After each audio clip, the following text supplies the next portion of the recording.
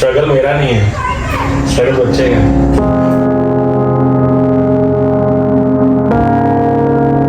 तो as a parents जो अपना बेस्ट दे सकते हैं वही देते हैं।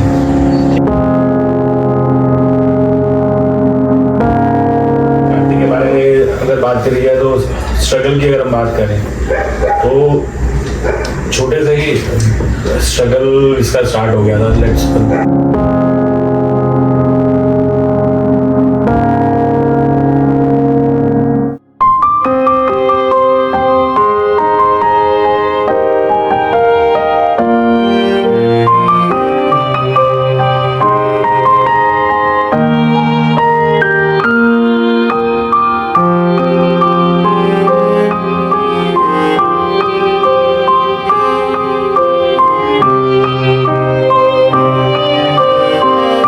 वाहिगुरु जी का खालसा वाहिगुरु जी की फतेह। I welcome all our viewers to this very special episode of our series Awaaz, the untold story of unsung heroes.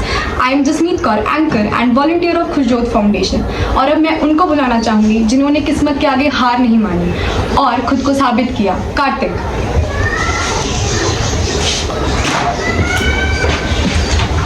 Kartik सुन और बोल नहीं सकते, मगर इसके बावजूद भी इन्होंने इसे अपनी कमजोरी नहीं बनने दिया और खुद को स्ट्रॉन्ग किया और आज यहाँ तक पहुँचे। एक बच्चे के अचीवमेंट्स के पीछे हाथ होता है उनके पेरेंट्स का और कार्तिक के पीछे हाथ है उनके फादर एंड मदर का। अब मैं उन दोनों को बुलाना चाहूँगी।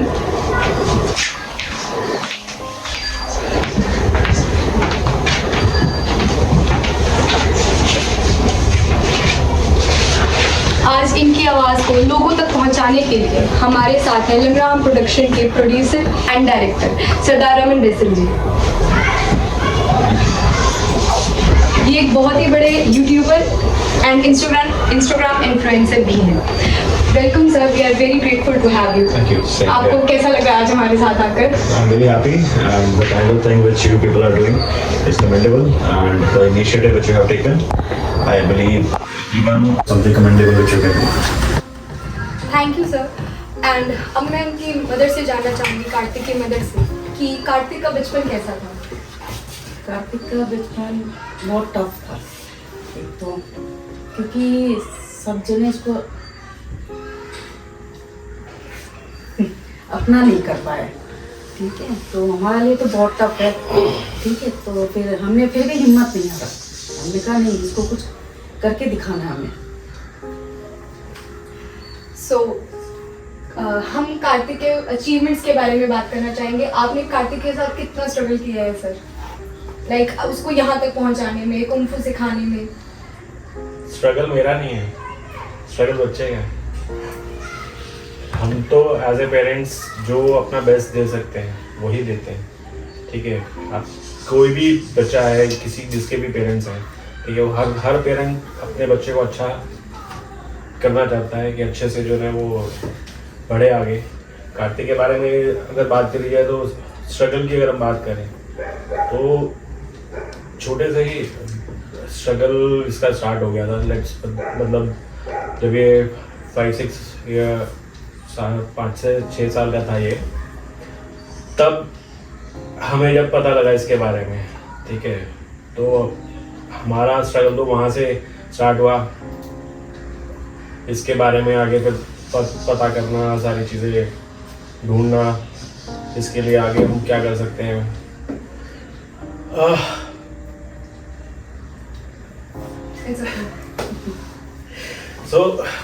मतलब स्ट्रगल की अगर हम बात करें तो किस वे में मैं आपको बताऊं स्ट्रगल? जब आपको पहली बार पता लगा तो रिएक्शन और यार देखो, जब पहली चीज पता लगी थी तो वो पहले तो डिजॉल्व ही नहीं हो रही थी कैसा भी है, क्योंकि ये बोल नहीं रहा था। तो डॉक्टर से हम कंसल्ट कर रहे थे। 5 साल के बाद हमें फाइनली एम्स में जाकर ये पता लगा कि ये इसको हियरिंग का प्रॉब्लम है, इसकी वजह से इसकी स्पीच ही नहीं आ रही। ठीक है, तो उसके बाद फिर स्कूल प्ले स्कूल में जाना स्टार्ट किया इसमें, और बचपन में जब इसके खेलता था तो इसको और बच्चे अपने साथ खिलाते नहीं थे। मुझे एक किस्सा याद है। जब इसने मेरे से बोला कि मम्मी मुझे उड़ना है। अब उड़ना क्या है? एक तो समझ ही नहीं आ रहा, तो रो रहे हैं।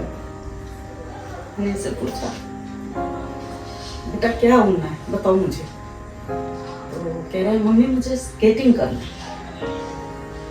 सबसे पहले इसका यही शब्द था, मुझे स्केट करना। तो मैं स्कूल के नाम नहीं बताना चाहूँगी, मैं वहाँ ले गई थी, तो उन्होंने प्रिंसिपल मैडम ने साफ मना कर दिया कि बच्चा बोल सुन नहीं पाता, हम नहीं अलाउ करेंगे।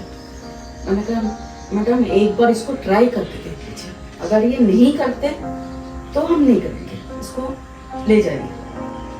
तो हमने बहुत रिक्वेस्ट करने के बाद कहते ठीक है एक बार इसको ट्राई कर करके देखें। फिर इसने गुड़गांव पे ये गोल्ड मेडल लाया स्केटिंग पे। फिर उन्होंने मैडम ने मुझे बुलाकर कह रहे ये हमारा स्कूल की तरफ से खेलेंगे। मैंने कहा अब नहीं खिलाना हमें, कि हमें पता लग गया हमारे बच्चे का टैलेंट क्या है। फिर ये मार्शल आर्ट्स में कैसे आए? सर जब छोटा था तो ये बच्चे इसे तंग करते थे, तो समाओ कहीं ना कहीं हम लोगों ने रियलाइज किया कि इसको इतना स्ट्रॉन्ग कर दो कि भाई, क्योंकि आगे मार्केट में या मतलब कहीं पर भी अब ये जाएगा तो इसको अपने आप ही फाइट करना पड़ेगा किसी भी चीज़ से। तो मार्शल आर्ट्स वहाँ से हमने स्टार्ट किया।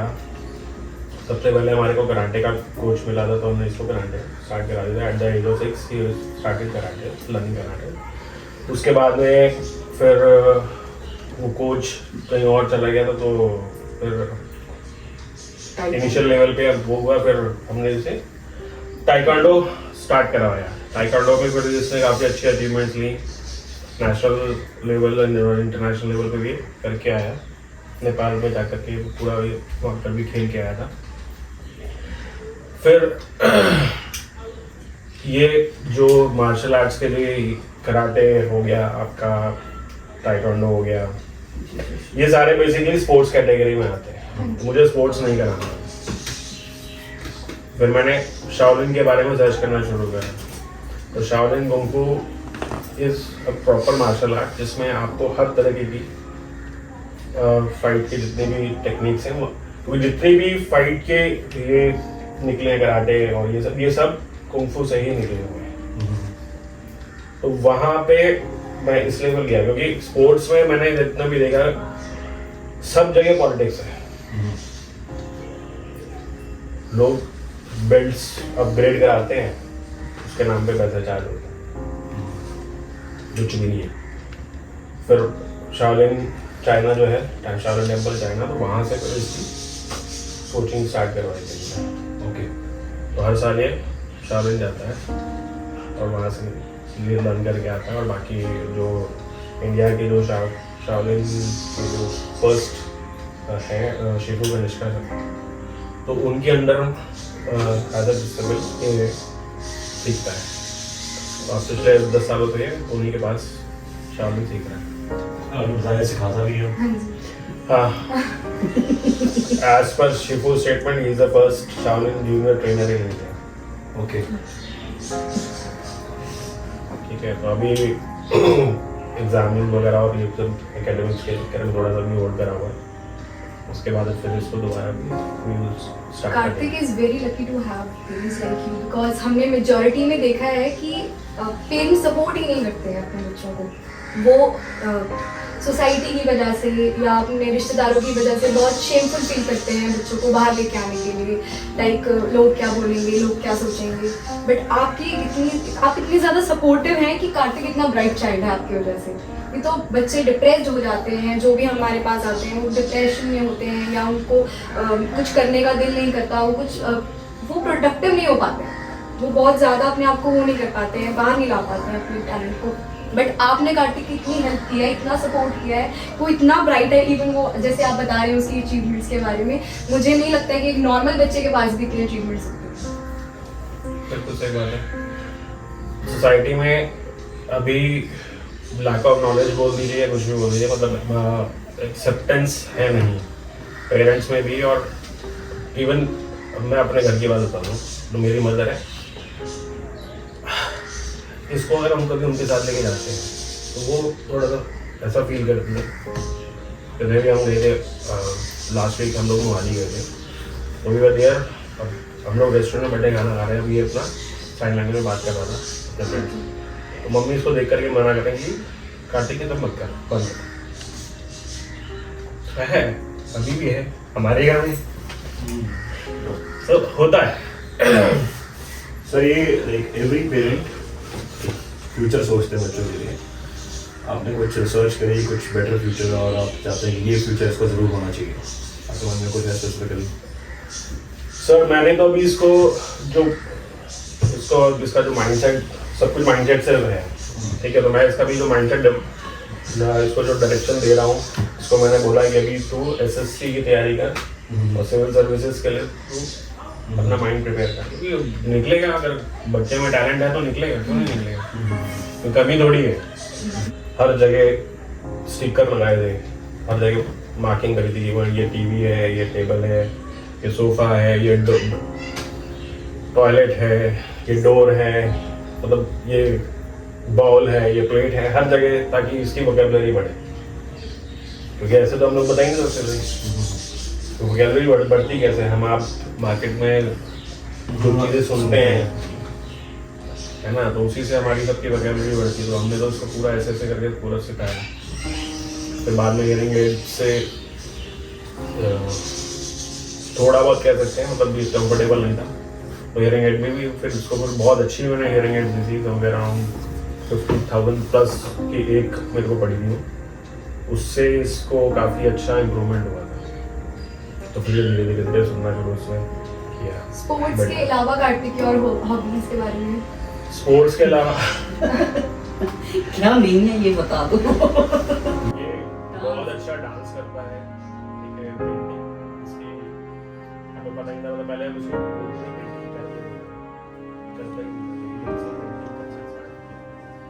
Amazing, is a very good painter, dancer, ठीक है, और कुकिंग, एक्टिंग भी करता है, Acting. स्क्रिप्ट भी लिखने लग गया है। अच्छा, वो भी एनुअल डे में कल स्कूल में जो उन्होंने फंक्शन करा, जो प्ले करा था, इस सारा स्क्रिप्टेड हुआ है कार्तिक। अगली फिल्म की स्क्रिप्ट बाकी जो है ना, Comedy का। पढ़ाई में भी बहुत तेज है, पढ़ने भी बहुत तेज है। अभी कार्तिक कौन से स्टैंडर्ड में? कार्तिक अभी 12th के उसमें एग्जाम्स दिए हैं।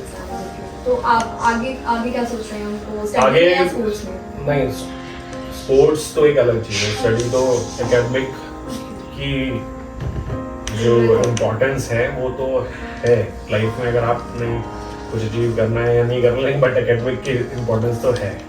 स्पोर्ट्स में हमने डालेंगी, हमारा जो मेरी जो एक्चुअली प्लानिंग है वो ये है कि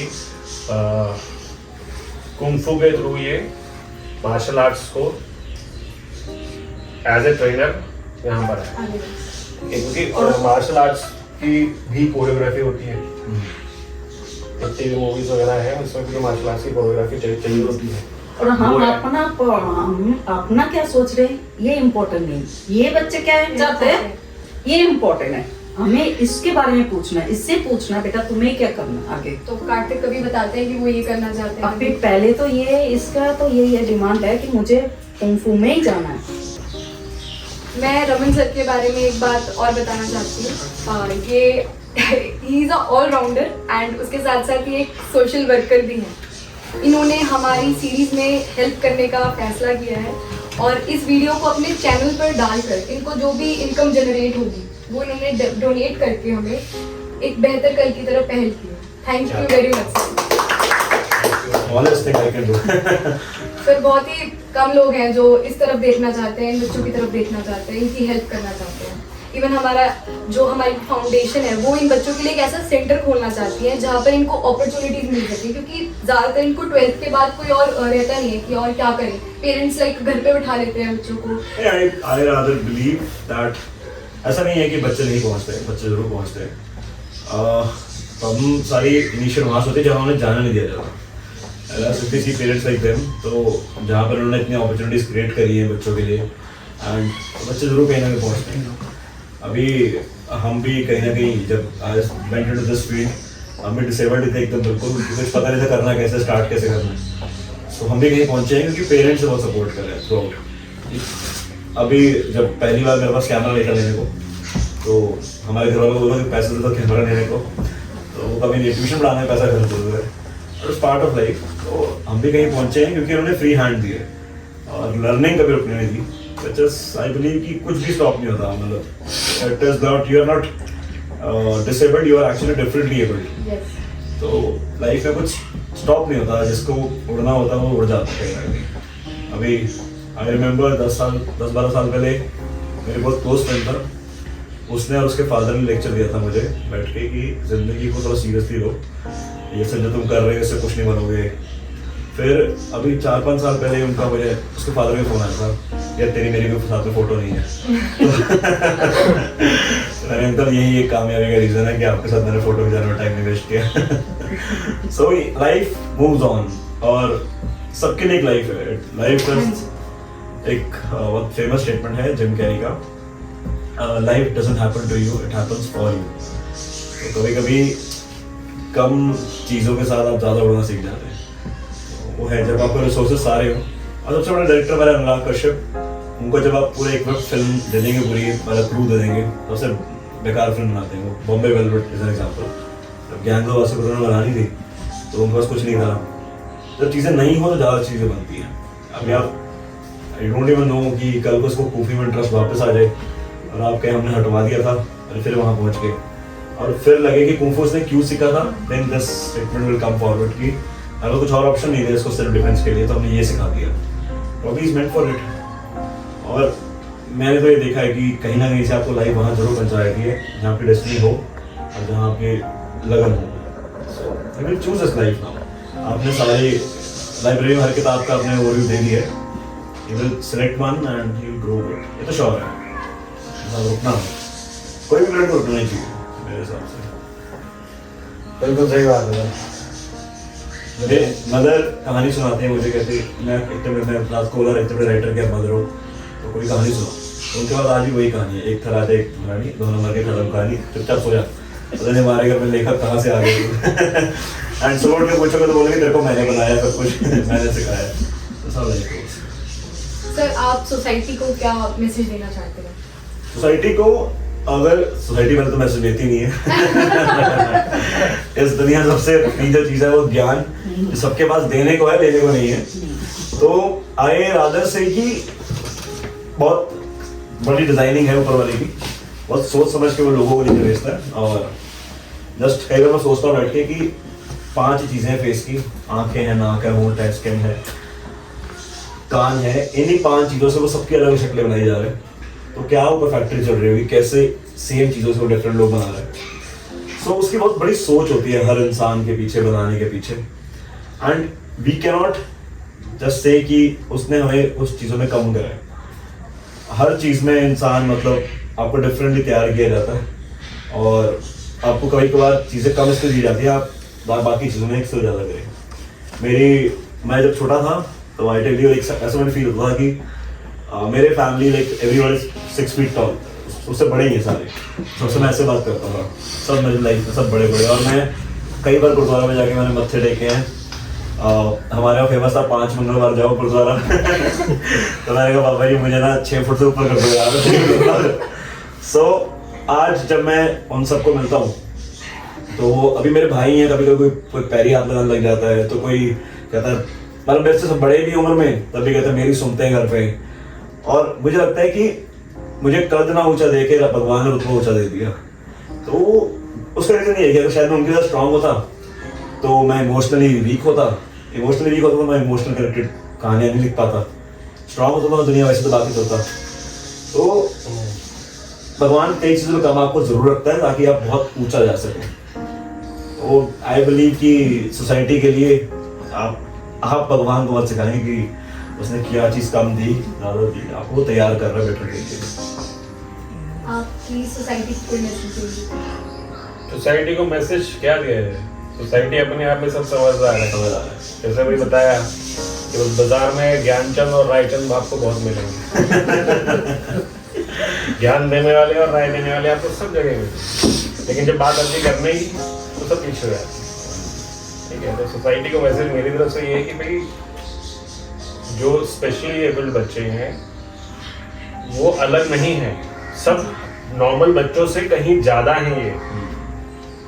ठीक है, अगर इनके पास एक चीज़ की कमी है तो इनके पास इतने ज़्यादा टैलेंट हैं कि ये नॉर्मल बच्चों से कहीं ज़्यादा ऊपर हाइट जा सकते हैं, बस थोड़े से सपोर्ट की ज़रूरत है।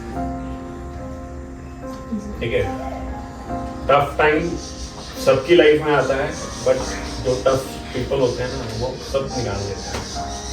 और वो है ना एक when life gives you a lemon, make lemon. बिल्कुल बिल्कुल, है ना? फिर भी आपने हमें कोक पिलाई। आपको शिकंजी बता तो पॉजिटिव एटीट्यूड का रहना बहुत जरूरी है। ठीक है, और बाकी जिसके जो ड्रीम्स होते हैं ना, जो सपने होता है तो वो लोग वहीं से नहीं ले जाते, फिर फैक्ट्स मैटर ही नहीं करते कि क्या चल रहा क्या नहीं चल रहा आपके साथ। और सर मेरा मानना है कि अगर आप मानते हैं कि आप ड्रीम और गोल ओरिएंटेड है ना, तो आप अपनी लाइफ में वो कर जाओगे जो कोई नहीं कर सकता। हाँ, मेरा मानना है कि अगर आप मानते हैं कि आप डिफरेंटली एबल्ड नहीं है, मतलब आप डिसेबल्ड नहीं है, तो आप दुनिया के सारे काम करके दिखाओ, सारे काम। मतलब कुछ ना कुछ आपसे लाइफ में मिस होगा ही, तो वो आपसे ये नहीं हो पा रहा, आपसे वो नहीं हो पा रहा, कई सारे काम हैं। तो हर इंसान को स्पेसिफिकली कुछ चीज़ों को डिज़ाइन किया गया, वो करेगा और एक्सेल करेगा। अगर आप कुछ अच्छा कर सकते हैं तो ये है कि आप एक तो ज्ञान ना दे और दूसरा टॉन्ट ना दे किसी को कि तू कम है तू ज़्यादा है। अगर दूसरा ज़्यादा है तो वो करके दे जो हम कर रहे हैं। आप एग्जांपल अल्बर्ट आइंस्टाइन का लेके देख, पढ़ के देख लो उनके बारे में, कौन कहाँ से है। ठीक है, और जो अपने डॉक्टर BR अम्बेडकर साहब हैं, उनके पास कुछ भी नहीं था, वो फिर कहाँ से काम होते हैं। सबसे ज़्यादा highest educated people is a person. तो जिसने करना है वो कर लेगा, और जिसको नहीं करना है उसको आप जितना मर्जी आप सपोर्ट भी कर लो, उसने करना ही नहीं, वो भी है। सर कुछ पेरेंट्स ना बहुत जल्दी हार मान जाते हैं, उनके लिए जैसे आपने कार्तिक के लिए एग्जांपल सेट किया है, आप उनको क्या एक पता है हम लोग सोसाइटी को मैसेज जैसे संडे का कोई नहीं देता, बट पॉइंट इज दिस कि बहुत सारे पेरेंट्स ना बहुत जल्दी हार मान जाते हैं। 3-4 साल मेहनत करी, हम नॉर्मल बच्चे के हाथ तो 12वीं तक मेहनत कर लेते हैं, स्पेशल बच्चे के हाथ ना हम 2-3 साल मेहनत करके छोड़ देते हैं, इसको कुछ नहीं करना। उस चीज़ के लिए हम लोग क्या एक सोसाइटी को उन पेरेंट्स को क्या, क्योंकि बेसिकली हम लोग ये पेरेंट्स के लिए कर रहे हैं, सोसाइटी का तो हम लोग ना रुख बदल सके ना बदल पाएंगे। हम लोग एक रेस के अंदर है जो शायद उस चीज़ का पार्ट है। ठीक है, शायद एक हम लोग कुछ लोगों को सेंसिटाइज कर पाए, लेकिन जो पेरेंट इस चीज़ से जूझ रहे हैं उसको आप उनको लोगों को आप क्या बोलना चाहेंगे? सर मैं उनको सभी पेरेंट्स को यही कहना चाहूँगा कि बच्चे सभी एक जैसे होते हैं, सबको एक समान दर्जा दिया जाए। ठीक है, कोई भी पेरेंट इनको कम ना समझे, और जो अपनी तरफ से बेस्ट कर सकते हो आप अपना सपोर्ट उनको दो। ठीक है, यही चीज़ इनको आगे लेके जा सकती है। पेरेंट्स हार मानने वाली बात है, तो पेरेंट्स हार क्यों मानते हैं मुझे नहीं मालूम, बाकी अपने और दूसरे बच्चों के लिए वो नहीं हार मानते हैं। ठीक है, हमारे केस में तो हमने जब हमें पता लगा था कि ये सुन नहीं सकता, इज हियरिंग इम्पेयर्ड, ठीक है, तो हमने वी बोथ हैव डिसाइडेड कि हम नेक्स्ट बच्चा जब प्लान करेंगे जब ये थोड़ा सा सीख जाएगा, जब ये अपने आप को स्टेबल कर लेगा। बट ऊपर वाले ने हमारे को ऐसा मौका ही नहीं दिया। अब हमारे पास ये है कि 1.25 लाख से 1 लावा वो वाला हिसाब किताब है, तो उसको हमने वो चीज़ बना देंगे। एंड जो पेरेंट्स का ये थॉट है उनको तो मेरे ख्याल से कितने ही मैच्योर होंगे वो, आई बिलीव कि वो पहले उनको खुद को ग्रो करना चाहिए, बच्चा ग्रो करने से पहले।